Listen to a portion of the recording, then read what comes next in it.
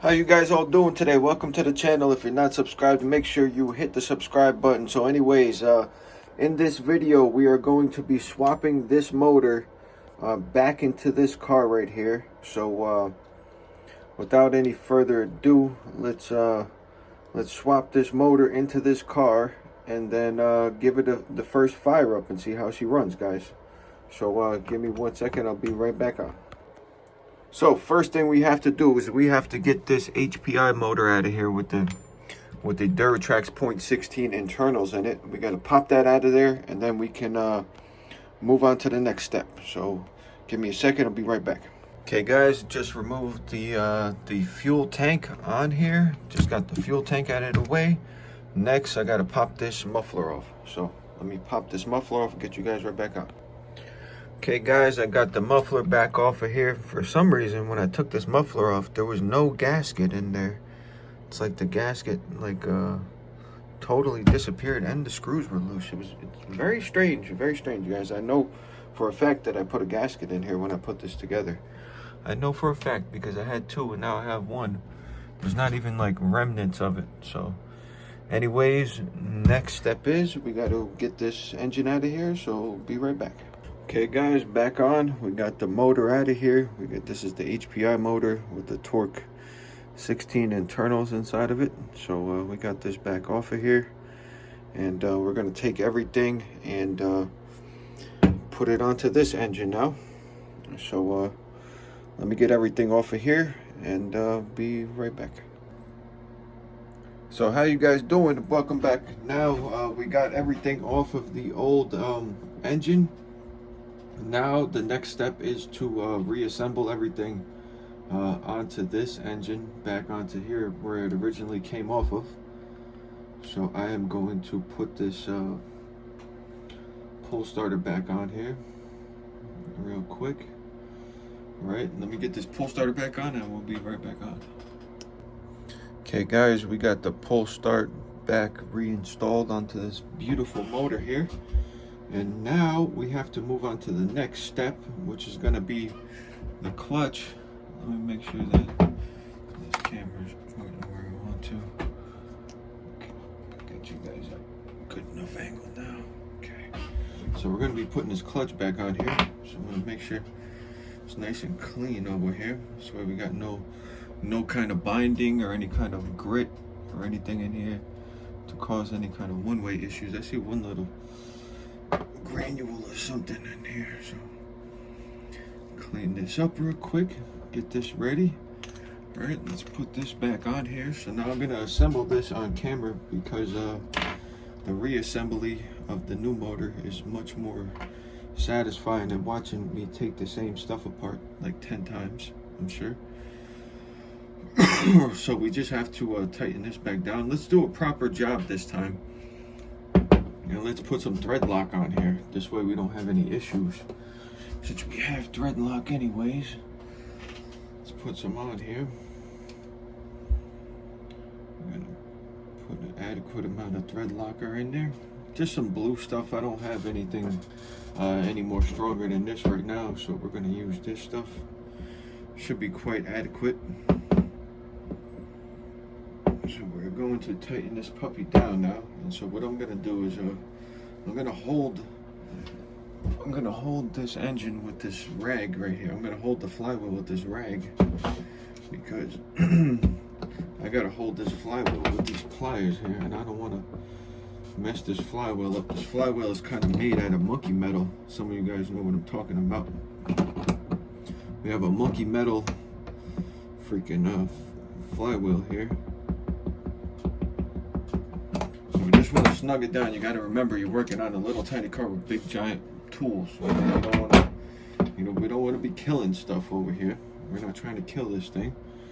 So next step is going to be the clutch. I hope the video quality is awesome, like normal, just like normal, guys. All right. So next is going to be the clutch, but we got to put this bearing on first. Should I put some oil on this bearing? You guys think I should put some lubricant on this bearing here? What kind of oil do I want to use is the question. Yeah, some adequate stuff. I don't know, I'm gonna put a dab of this in there. Just the slightest amount you can imagine. We're just gonna try to get a little bit on this bearing here. Just so I feel better about it. I don't want to overdo it. Let me put this grease away. I don't want to overdo it. I don't want to underdo it. I don't know if I can get another one. I'm sure there's replacements for these bearings, but it's going to be a nightmare trying to find out the size and everything. When I could just grease it up right now and take care of it and just not have to get a new one. You understand? So if you take care of it, you don't need a new one. So there you go. Put that back on there. All nicely greased up, guys. So we do have another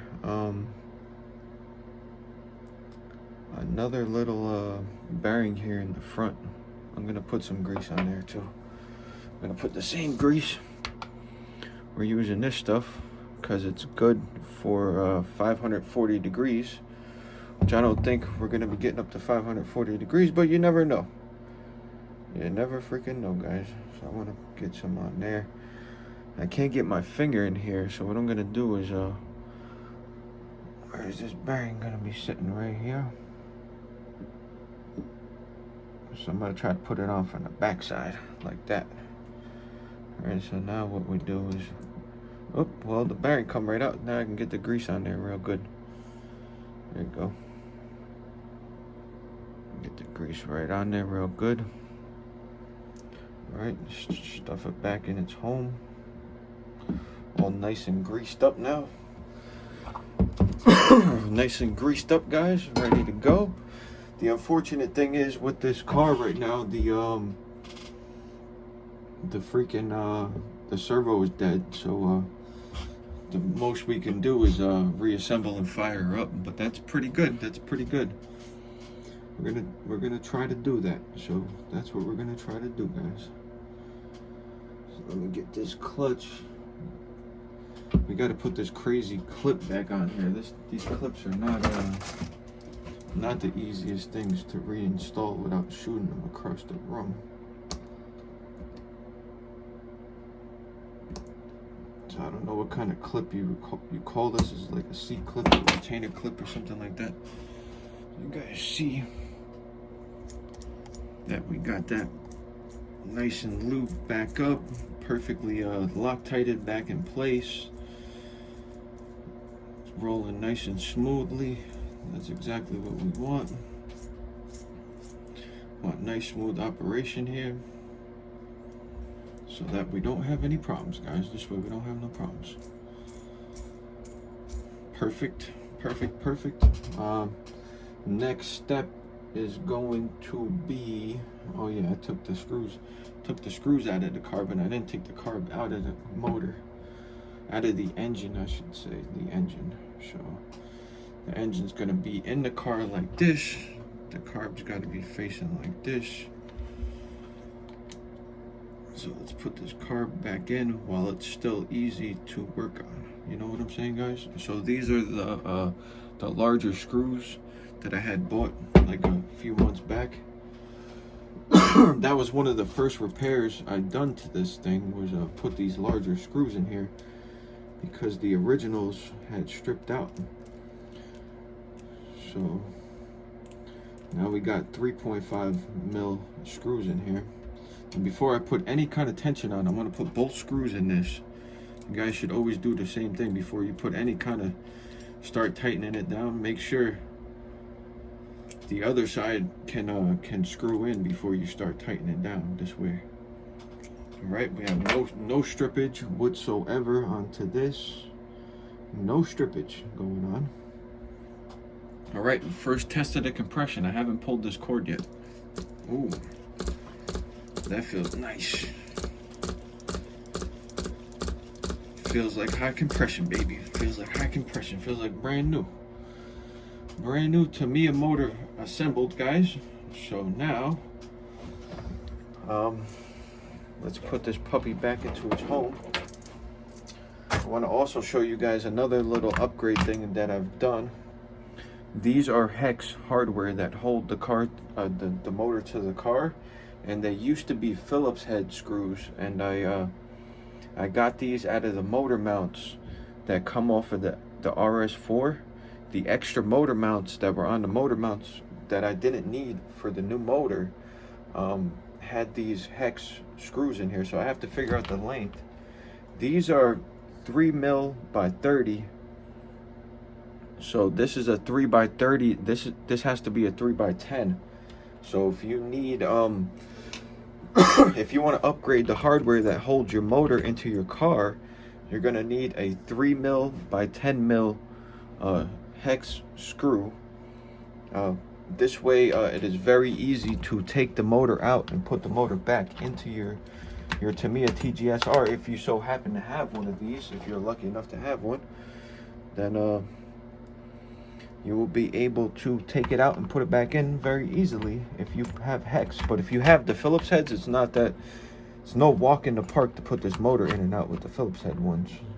Put it like that. So we got the motor kind of in there right now. And what I'm gonna do now is take my hex driver, which really holds onto the screws very nicely like this, and simply slip the screws into place, because they hold onto the screwdriver very nicely. You guys understand what I'm saying? So you're not like fumbling around with the Phillips head where the screw is falling off of the screwdriver when you're trying to put it in. These hex screws kind of like really lock into place real nice. So I kind of want to get it so you guys can see that I'm getting the screws into place with this. Let me change the camera angle real quick, guys. Let me change the camera angle. Hold on. Let's change the camera angle real quick. Get you guys higher up in the air so you guys can see what I'm seeing. So I want to make good videos that are entertaining and have some sort of value. You understand what I'm saying? So you guys can actually learn something, like what kind of screws you can put in this thing to save yourself a bunch of time when you're trying to put screws in. So just slip this side in first. Let's start this side up. So these hex drivers are really nice when you're doing all the screws with hex. I even swapped the exhaust manifold screws for hex. Those also used to be Phillips head screws, so you can't really get the manifold that tight when you have Phillips head screws. You understand what I'm saying? You can't really crank down on the manifold that tightly with the Phillips head. But when you have like a hex like this, when you have this type of screw, it's very easy to crank down and make it so that the exhaust is not going to leak again. You understand what I'm saying? Like, look, I have a washer on this screw and the screw, and I'm able to just like slide it right into its home and screw it down with no problem at all, because you know, that's what these screws that's why these screws are better, is what I'm saying, guys. So I'm trying not to scratch the shit out of the motor when we're taking this driver in and out, because the driver kind of gets stuck in the screws a little bit. So that is tight. Okay, let me finish tightening this side. We're getting there, guys. We're getting there. We're like almost there now. We're like almost there. You guys see this?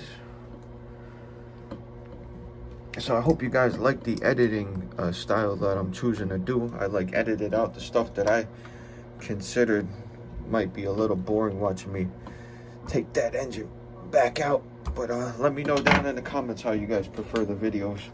I see one of my subscribers said that he prefers to watch the whole thing from start to end, which is kind of how I prefer to watch stuff. But some people like their stuff edited down. And then if you have a long video, it depends if people watch it or not. It seems like people like the shorter type videos depending on the day, I guess. I don't know how it works. But anyways, it doesn't matter. We're going to make whatever kind of videos we want anyway. And we're going to make good videos that people are going to watch. So I know you guys like watching the videos. So let's go to the next step. Oh, those batteries are charging for tomorrow's project. Gonna have tomorrow's project going on right now. Maybe tomorrow's project. We'll see what happens. We'll see what happens, guys. I want to show you guys my light box. Check this out, guys. This is my new lipo storage box. It's an old ammo box. I figured that's a good lipo storage box to keep your lipos in. They won't burn the place down. Anyways, next step is going to be put this exhaust manifold back on here. Which I have the old gasket that came off of here and was in perfectly good shape. So we're gonna reuse this. So what I'm gonna do now is slip these screws in here. Going to slip the screws back into place. I should have actually had these screws in place before I put this motor back in. Okay, now we're good. We're good. We're good, guys. All right, let me turn this around so you can see what I'm doing. So I'm trying to hold the screws out now. And I'm gonna try to hold the screws into place and just slip this gasket on here. So there we go. Now we are going to attempt to tighten this manifold onto here. All right. So we got the manifold tightened down. Now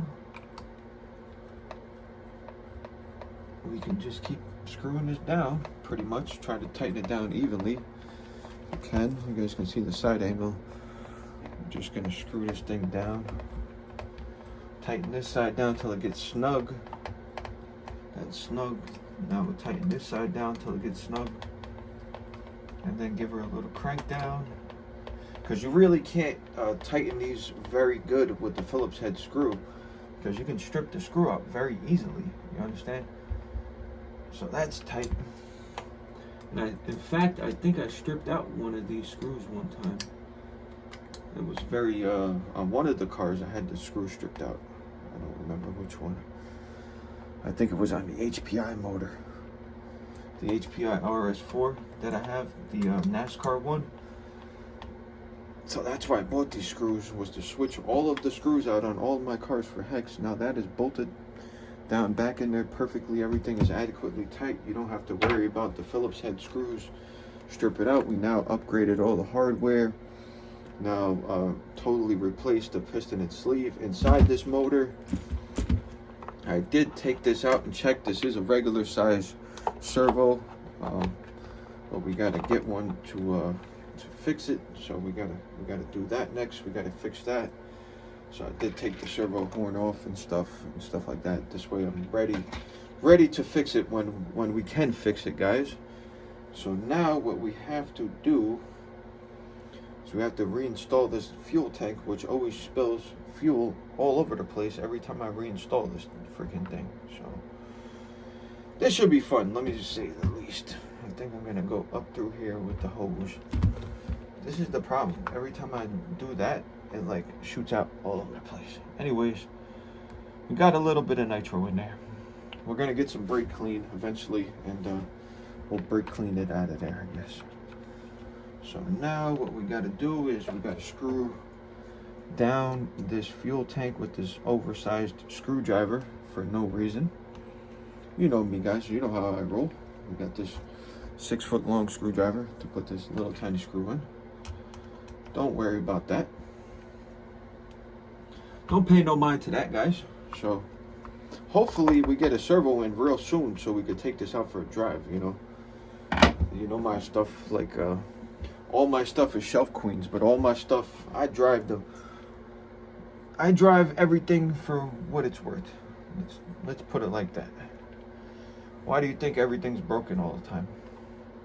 Okay, guys, I got the RS4 over there, threw the belt off when I put 2.2 horsepower through it. Started throwing every belt off of it. So I drive everything is just like, you would drive something you just got out of the that you can still get parts for, but we're driving stuff that you can't get parts for. Still don't know of anybody else with one of these motors laying around, but I pretty much have a lot of stuff to make even a third one if I needed to.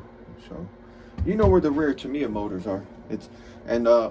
Just so you know, all Tamiyas aren't rare. Like there's a lot of Tamiyas that are like not very rare. That's why they don't sell for $700. Just so everybody knows that just because you have a Tamiya does not mean it's like as collectible as some of the other models. You know, there's desirable models, and then there's ones that, you know, there's a lot of them around, like I don't want to say exactly which ones, but there's quite a lot of monster trucks for sale. You can find a lot of Tamiya monster trucks for sale, but you can't, there's a few on-road cars, but they're not this one.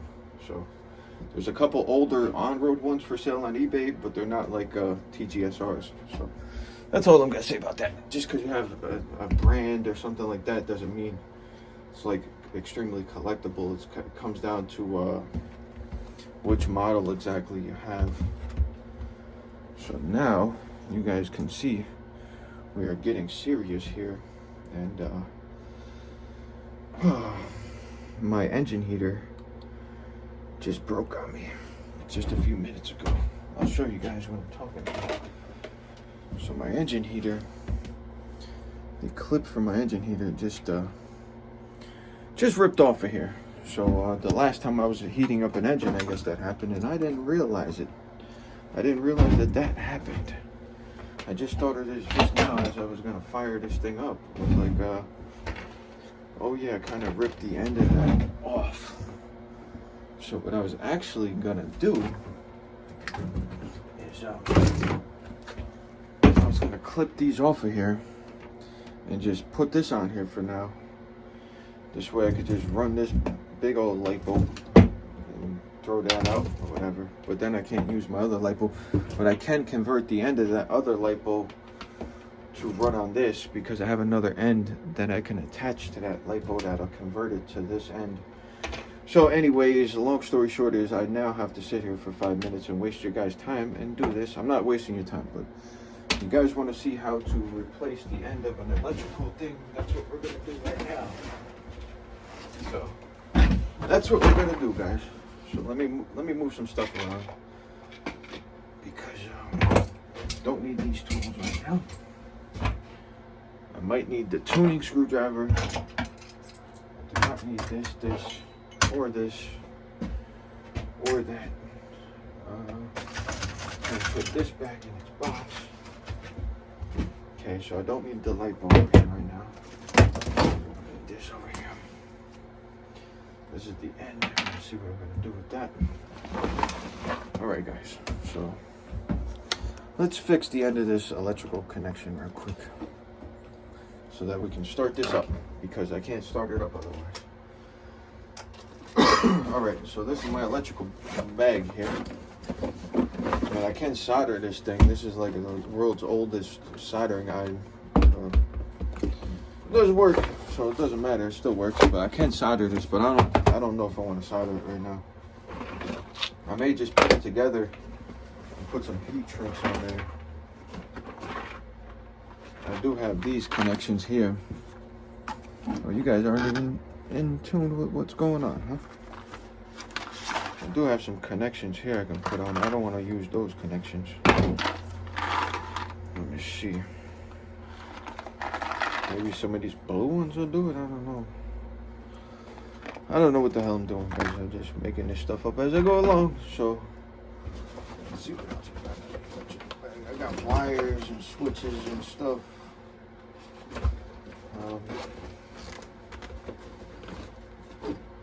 Got the multimeter in here. We don't need any of that stuff. We just need this. So I'm trying to see. I'm gonna have to adapt this wire to fit this wire size anyways. So let me do first things first. Cut this off of here. These things ain't that great at cutting. These ones I have need oil on them. They don't cut that good. So we're gonna use this real quick. Try to just make these wires the same length. All right. Try to just make these the same length, guys. Hope you guys are enjoying the content. I know you guys that have watched this far along probably are watching till the end. So what I'm gonna do is, how much should I strip off of this? Not too terribly amount. So I'm not an expert, like I said, guys. I'm not an electrical expert. I do have a soldering gun and solder. I can solder this stuff together, but I really don't see it being necessary to do. I had this problem last time that I used these connections. Was this wire, this gauge wire that's in here is too thick. So I'm just gonna trim it down with this thing. I'm just gonna spin it around in the 12 gauge hole and try to cut some of it off. You understand what I'm saying? Like that. Try to just make this a little bit thinner to fit in here, because I don't have a bigger connection. I could just wrap them wires together, but I'm trying to do it the right way, guys. I'm trying to do it sort of kind of the right way that at least I see as the correct way. The correctest way that I can do it. So this is what we're doing. That's how we're thinning down the wire. Trying to turn this probably 10 gauge wire into a freaking 12 gauge, but it's working out. It's working out. Let's try to get it going. Come on. It's taking too long. Taking too long, guys.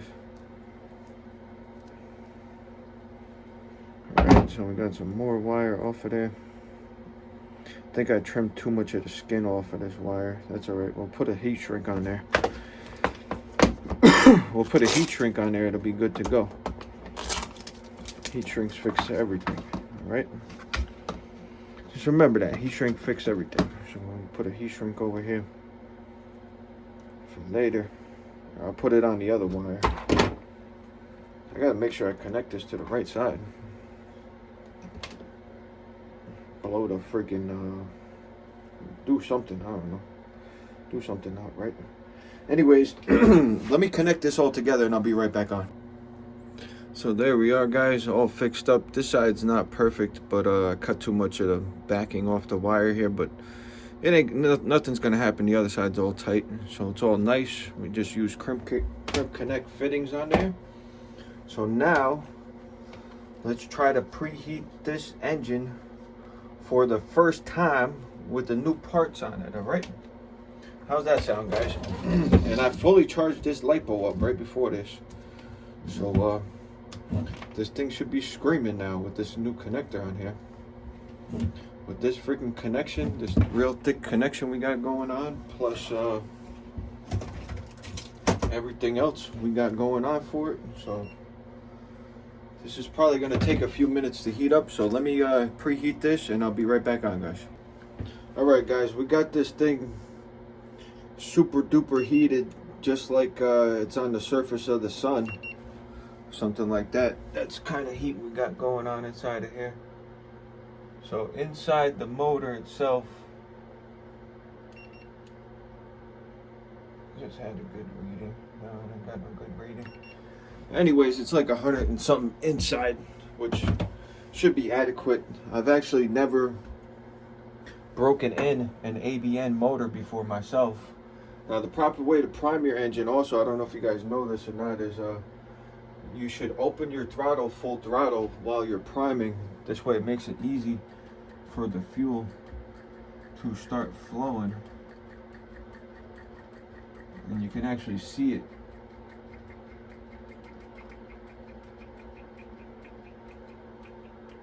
I don't know, I could be flooding the shit out of it, or it might not be priming. I'm not sure which one is happening.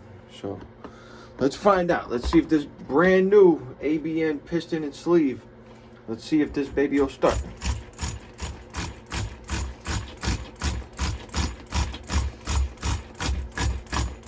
I said it might not even be primed. It felt like it got real tight though, that's for sure. Definitely got compression going on. Definitely got compression in going on, guys. But I had to crack this this loose up top here.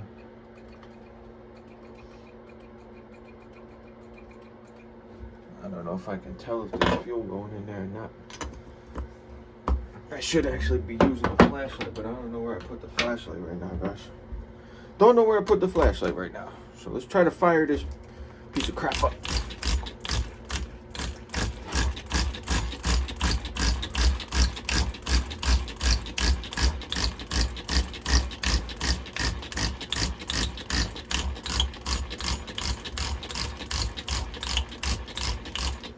I said, it might not even be primed. I have to check this with a flashlight. Oh, there's a flashlight.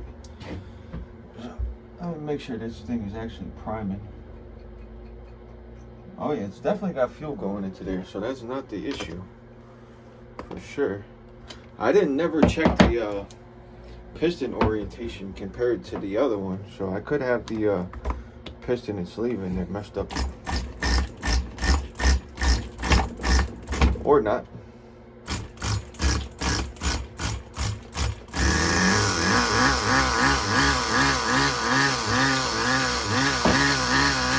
Listen to how smooth that is.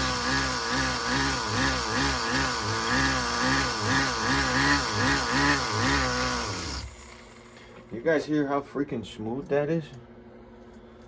I don't know what the factory setting is for the low speed, but I set the top one at the factory setting, so I probably need to increase the idle gap here.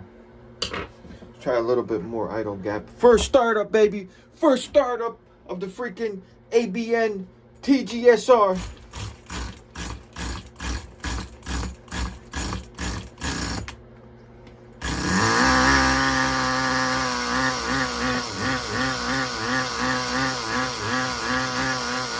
Definitely on the rich side.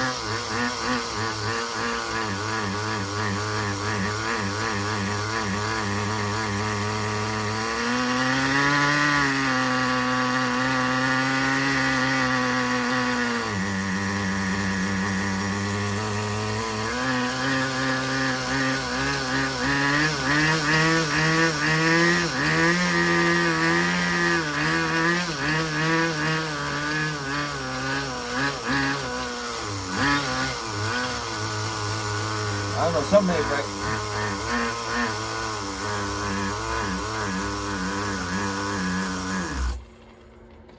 I can tell you something ain't right. Cause she won't rev up past that, which I don't want to rev the crap out of it because it's brand new. But she ain't revving up too much.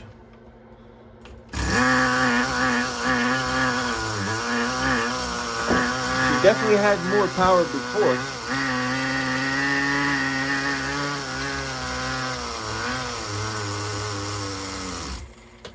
Now I don't know if it's just from being brand new or if I got the piston and sleeve in correctly. But we're gonna have to check.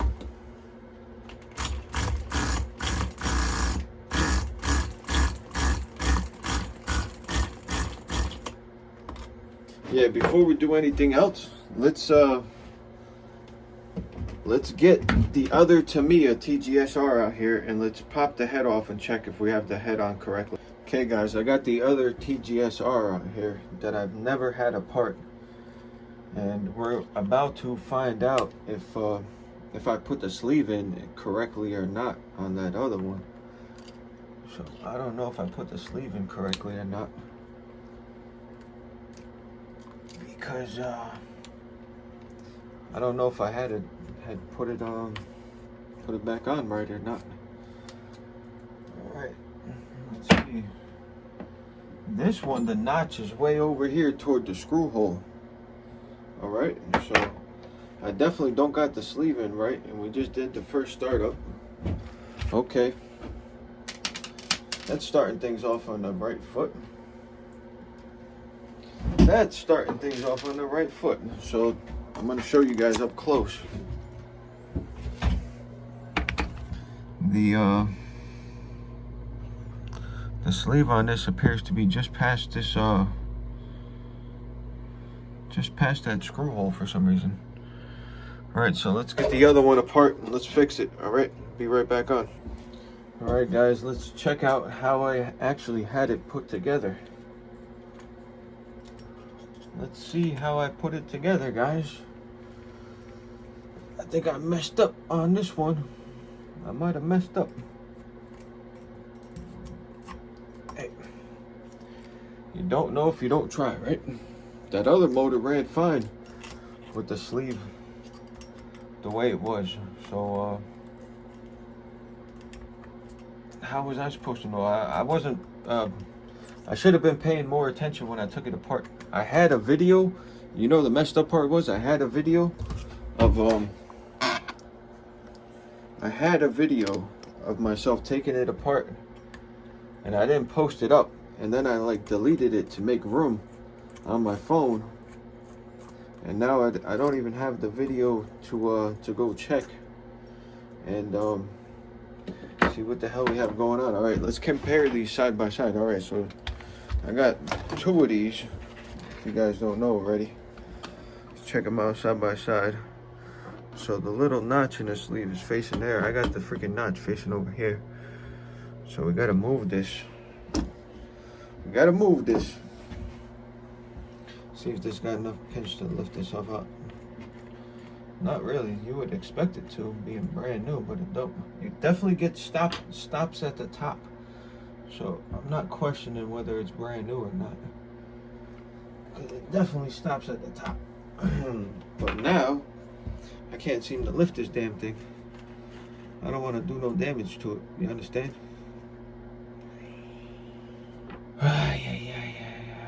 What the hell? Alright. So we got to figure out how to lift the sleeve now. This is great. It's exactly what I wanted to do, guys. Not have an idea. Try this razor blade on the edge here. There you go, guys. So if you ever have a problem trying to get your sleeve out, use a razor blade on the edge. Don't say you heard that from me. I'm not an expert, remember. Not an expert, but that worked pretty good if I have to say so myself. So there's a little pin here. I just noticed there's a little pin, a locating pin. I will show you guys. There's a little locating notch. You see that little locating notch? Let me put a super bright light on there. You guys can't see it at all with a bright light. But you see that little pin right there? I guess it has to locate right there. So now I learned something. Anyways, it wasn't that far out of whack. So it wasn't that far out of whack. So we should be in good shape still. So what I'm gonna do is I'm gonna put it back together now, because I'm crazy and put it together the wrong way in the first place. Like a fucking whatever. Anyways, let's put it back together. Let's put it back together now. Now it's like locked in place. The head is actually locked, like where it's at. So that's pretty freaking nice. Let's locate this head back down onto the block here. And then let's get back into business, onto what we was doing. I was like, man, something's wrong here. Man, something's terribly wrong. This thing ain't got no guts now. I should have kept that video when I took it apart and posted it, but I didn't post it because I didn't know if anybody was gonna watch it. It was real long. So sometimes you post a long video, you don't get too many views. It depends though, I guess.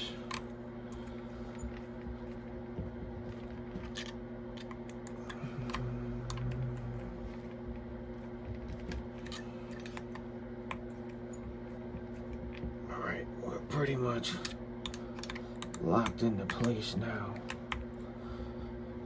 Just gonna go around in a circle now that I've been crisscrossing all around. Just make sure that there's none that are floating around loose. Alright, I think we're good to go, guys. I think we're good to go. So let's get this thing back up on the stand now. I'm not even gonna cut this time. Let's go right to it. Let's get right to it. This is the real official first real startup. Let me put this other car that's in pieces now back over there. So let's try to start this up before I run out of memory. If this video cuts off, just remember I'll be back on in a second. So okay, let's hope it doesn't cut off. All right, let's fire in the hole, I guess. Let's fire it in the hole. I don't know what the hell.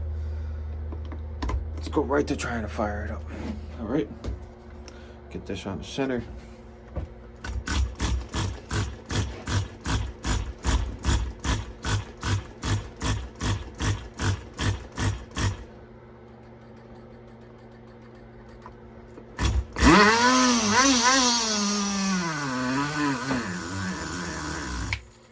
I don't know if I freaking closed this back up. Yeah, I closed that back up. Something happened. I don't know. It might be way too rich now. Let me see if I can locate factory settings. I'm gonna go 2.5 out. That's closed. Half. 1. Half. 2. Half. I think that's factory. I don't know.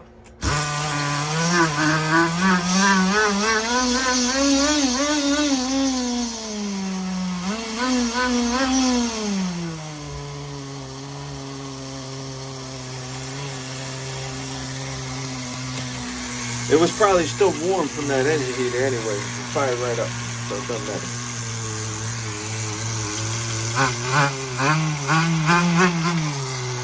She sounds pretty good to me. You guys want me to do full throttle braking on this? ABN motor? Makes it a little lean down.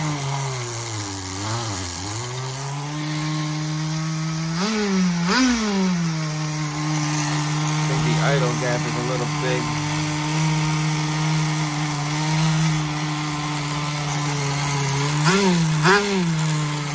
Definitely responded real good.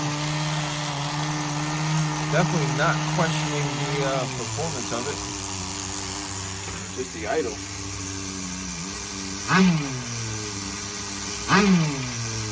Single stage idling already. First startup. Definitely need to check the temperature.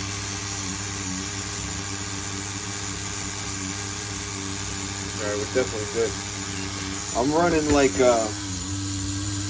like 15% oil in this right now. This is like 22.15 because I had some nitro that was left in the gallon jug, and we're still 18%. So I just mixed it with what I had left. I ended up with like 4 good quarts of 15% oil, pretty much, which is adequate for this, because we don't want to run any less than that with this. Alright, we're definitely getting too hot.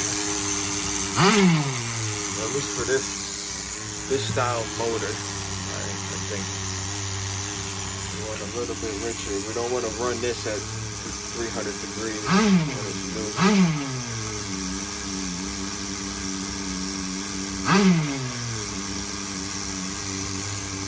Thing is running a treat. Single stage idling, brand new.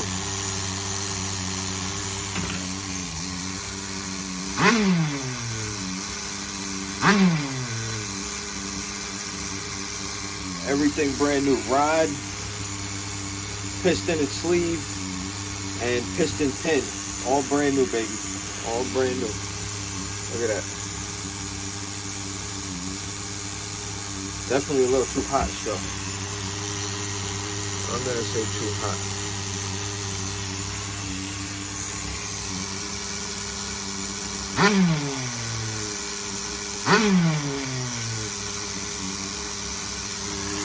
Check that idle gap. Definitely shouldn't be revving that high.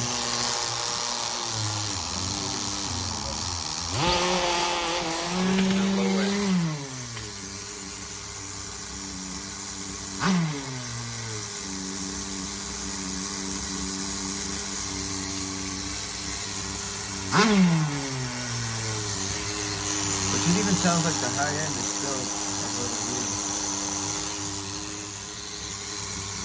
a little lean for this early in the engine's life, you know?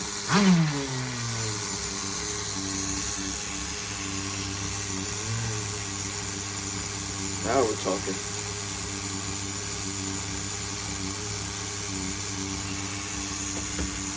So we're going to do first heat cycle on this.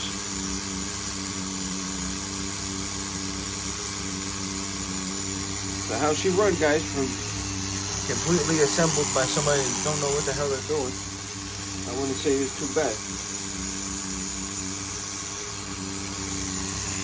Definitely feels hot.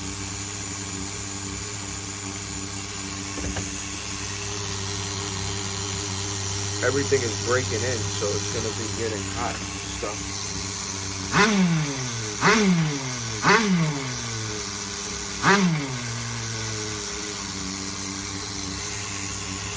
So you want to make sure you keep checking the temps when you're breaking these in. I don't want to break this in at 250 or nothing, you know? I'd rather just keep richening it up. Keep the temperature down.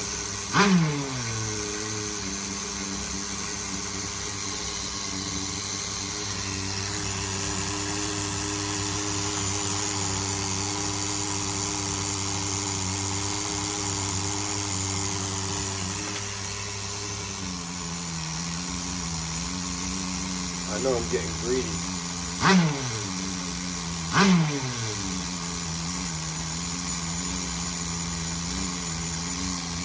How's that sound? First tank.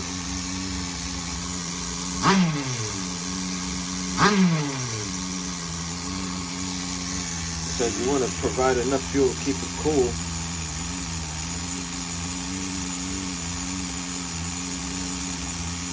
Guess that's what she's gonna break in at. Very rich right now.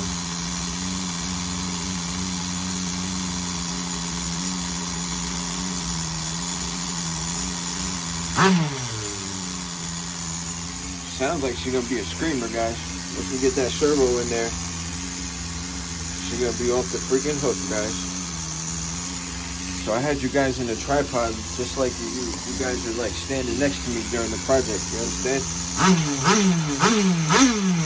You want me to do Novarasi break-in on this? Oh, too rich. I tried to do the Novarasi break-in on her, and she's like, nope. So what I'm gonna do is, because she was getting a little hot for my liking, so I'm gonna put the piston at bottom dead center, and I'm gonna say that's the first heat cycle on her, guys. That's the first heat cycle. Very hot, so we're gonna call that a day, and I'll see you guys on the next video. We'll see what we're gonna do next, but now you guys see that the brand new piston and sleeve is in there perfectly, and we got the other TGS-R over here, which is now open and I got put back together. So I'll see you guys next time. Hit the subscribe button. You know where the action's at.